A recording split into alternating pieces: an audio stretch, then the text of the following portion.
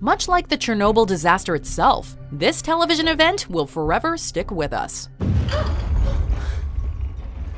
Welcome to WatchMojo, and today we're counting down our picks for the top 10 moments from HBO's Chernobyl.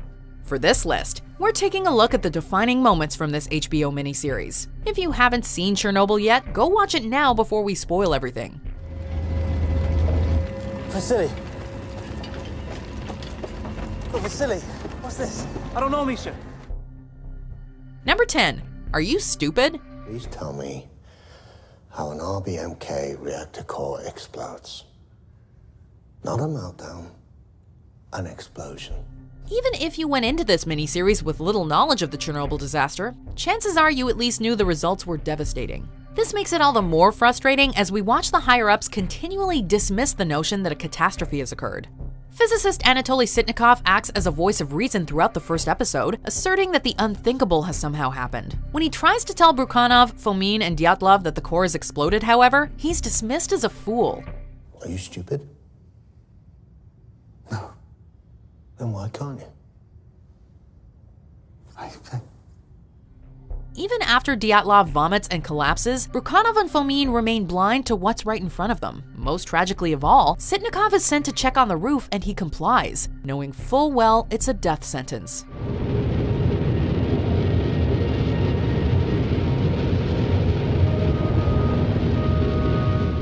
Number 9. The propaganda number. It's not a signal, it's the vehicle. It's dead.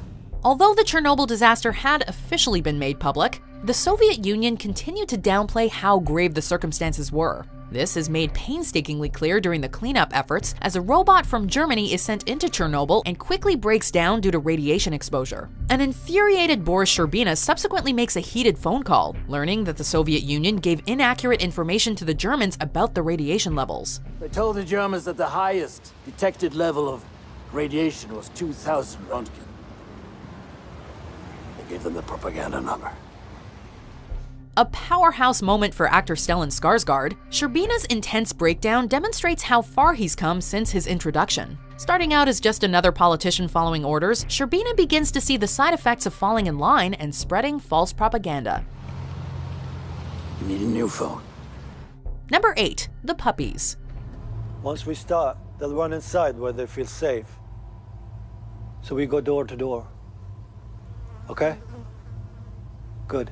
While citizens were eventually evacuated from the Chernobyl exclusion zone, pets were left behind. In one of the show's most harrowing subplots, 3 soldiers are sent into town to kill any animals that might have been exposed to radiation.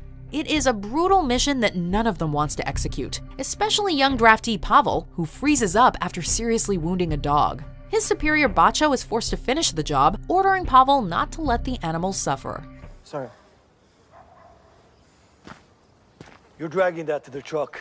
As traumatizing as that is, our hearts sink when Pavel stumbles across a litter of puppies, and presumably their mother. Bacho sees that Pavel can't handle such an unspeakable task, carrying it out for him off-screen, although that doesn't make this moment any less painful to watch.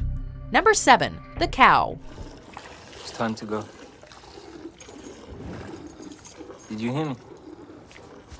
This is an evacuation, you understand? Even if you cut out the rest of the miniseries, this brilliantly written scene alone would still make for an incredible short film. As people are evacuated from the danger zone, a babushka milking a cow refuses to leave her home. Although a soldier insists it's for her own good, the old woman won't part ways with her house, which has evidently been through a great deal over the years. My parents died. 2 of my sisters died. They told the rest of us to leave. No. From the Russian Revolution to the Berlin Wall, the babushka persevered along with her dilapidated house. Chernobyl is the disaster that finally breaks the camel's back, however. The soldier disposes of the milk and shoots the poor cow. Number 6. The hospital. I want you to tell me everything that happened on the night of the accident. Is that all right? at a Moscow hospital were given just a small taste of the atrocities that came out of Chernobyl. Deteriorating on their deathbeds, senior engineer Leonid Toptunov and night shift supervisor Alexander Akimov summoned the strength to tell Ulana Homyuk what happened after pressing the shutdown button. While Homyuk doesn't see how the reactor could have exploded, she ultimately believes the men wasting away before her eyes. This revelation proves earth-shattering for Homyuk, who's just as distraught to find a pregnant Lyudmila Ignatenko touching her dying husband with no protection. Homyuk is resolute on exposing the truth, but a couple of KGB spies arrest her. If this alarming scene demonstrates anything, it's that even when you do everything right, your efforts aren't always rewarded. You can check this. My name is We know who Ulana you Hom. are. What is everyone gonna hear? Number 5. You're going to Chernobyl. I need all 100 men to gather their equipment and get on the trucks. Yeah. To where? That's classified. When it appears the reactor fuel might reach the groundwater, Mikhail Shadov enlists a group of coal miners to dig a tunnel for a heat exchanger. Unlike some other characters seen throughout the miniseries, the miners won't simply follow orders without asking questions. Reluctantly, Shadov tells them they need to go to Chernobyl, a name that's already become laced in infamy. You're going to Chernobyl. Do you know what's happened there? We dig up coal, not bodies. Although it's not what they signed up for, the miners feel a sense of duty and willingly set out. But not before giving Shadov a messy pat goodbye. Now you look like the Minister of Coal. At the digging site, the miners strip down due to the heat and lack of fans. The lead miner knows this likely won't end well for him or his men, but nobly presses on anyway. Number 4. The helicopters. Remind them about the perimeter. They cannot fly directly over the fire. A minimum of a 10-meter perimeter. In a miniseries full of phenomenal set pieces, this sequence contains what might be the most complex shot, as well as one of the most unsettling. In order to contain the fire at Chernobyl, Valery Legasov proposes dropping sand and boron from helicopters. Watching from afar, Legasov and Sherbina are left feeling completely powerless. Tell them they cannot go over the core. Lead 1 is too close. I repeat, they are too close. In real life, this crash actually happened 6 months later than depicted in the series. That being said, this scene does faithfully recreate this horrific accident as it happened.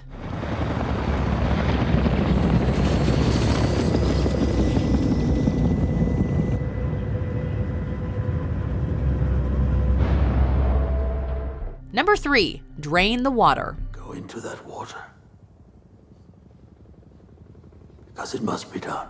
In addition to being a historical drama, Chernobyl weaves together a variety of different genres. The final sequence of episode 2 is eerier than what we see in most horror movies. To prevent a steam explosion, Alexei Onanenko, Valery Bespalov, and Boris Baranov volunteer to drain the water at Chernobyl's basement, well aware that it might cut their lives short. The exquisitely shot sequence that follows is executed with virtually no dialogue, letting the disturbing atmosphere, dank setting, and chilling sounds do all the talking. The direction captures all of the claustrophobia, paranoia, and sheer dread that any person would feel under such conditions. As the 3 men are draped in darkness and the episode closes out, the audience struggles to keep themselves together.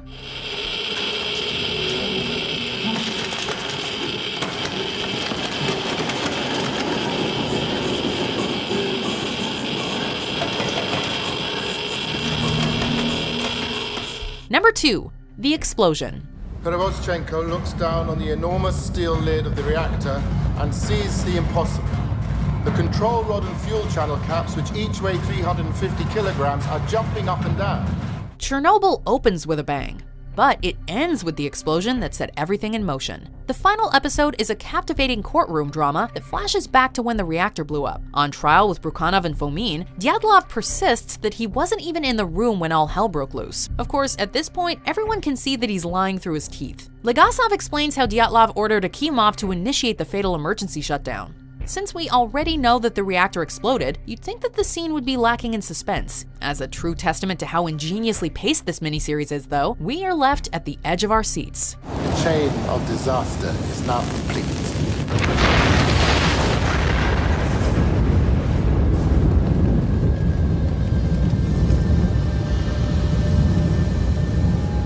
Before we get to our number 1 pick, here are some honorable mentions.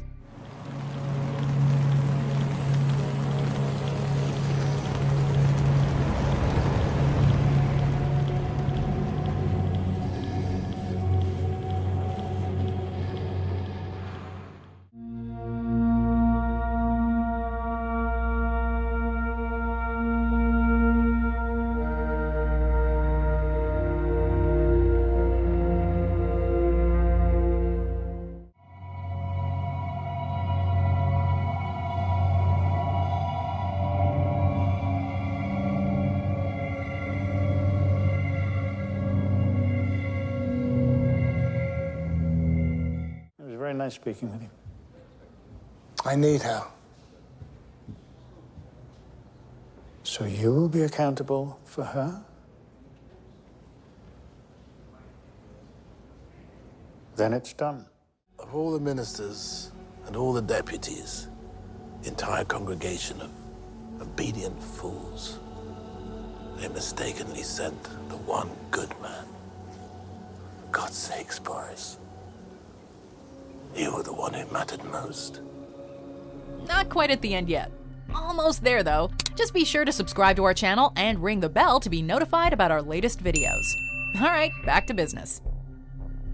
Number 1, 90 Seconds on the Roof. Do you understand your mission as I have described it? Yes, General. These are the most important 90 seconds of your lives.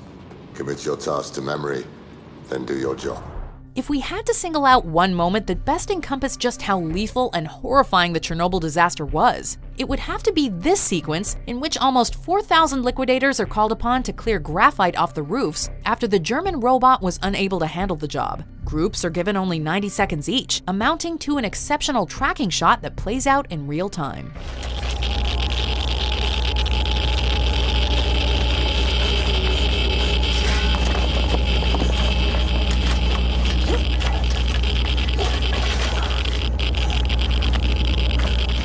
The young man we focus on grows visibly weaker with each piece of graphite he disposes of and stumbles on his way back in. Just when it looks like he's in the clear, the soldier notices a tear in his boot. It may be a small rip, it may have been a short amount of time, but at Chernobyl, even the tiniest mistake can spell out doom. You're done. Do you agree with our picks? Check out this other recent clip from WatchMojo, and be sure to subscribe and ring the bell to be notified about our latest videos.